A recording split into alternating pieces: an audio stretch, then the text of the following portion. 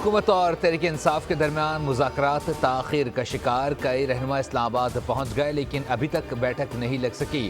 مذاکرات کے لیے 3 بجے کا وقت دیا گیا تھا۔ وزیر اعلیٰ خیبر پختونخوا کا انتظار کیا جا رہا ہے۔ تحریک انصاف اپنا چارٹر آف ڈیمانڈ پیش کرے گی۔ اسپیکر ایاز صادق کی زیر صدارت مذاکراتی کمیٹیوں کا اجلاس پارلیمنٹ ہاؤس میں ہوگا۔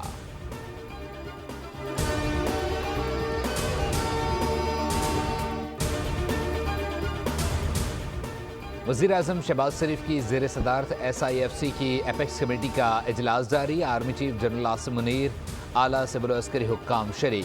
صوبائی وزراء اعلیٰ بھی بیٹھک میں موجود۔ غیر ملکی سرمایہ کاری لانے پر SIFC کے کردار کو سراہا گیا۔ وزیر اعظم نے آرمی چیف کی خدمات کو خراج تحسین پیش کیا۔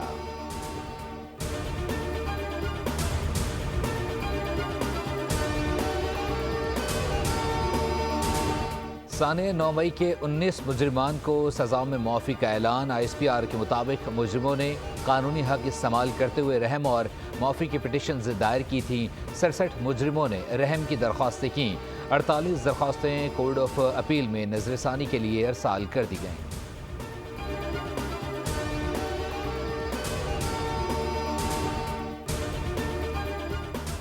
بانی PTI کو رخصت کیا گیا تو ان کا پہلا بیان تھا کہ پاکستان 3 ٹکڑے ہوگا۔ تحریک انصاف ملک کے خلاف پروپیگنڈا کر رہی ہے۔ ان کا ایجنڈا پاکستان یا سلامتی نہیں۔ رہنما نون لیگ اختیار ولی کی اسلام آباد میں پریس کانفرنس۔ خیبر پختونخوا میں حالات انتہائی خراب ہیں۔ 200 بچوں کے لیے ایک اسکول ہے جہاں بچے سردی میں زمین پر بیٹھ کر پڑھنے پر مجبور ہیں۔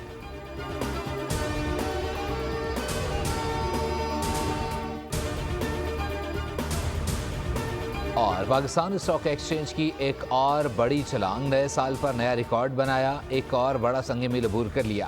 کاروبار کے آغاز میں زبردست تیزی رہی۔ 100 انڈیکس میں ٹریڈنگ کے دوران 1000 سے زائد پوائنٹس کا اضافہ ہوا۔ اس وقت اتار چڑھاؤ جاری ہے اور 564 پوائنٹس کے ساتھ انڈیکس 1,18,000 کی سطح پر ٹریڈ ہو رہا ہے۔ انٹر بینک میں امریکی ڈالر 5 پیسے سستا ہو گیا۔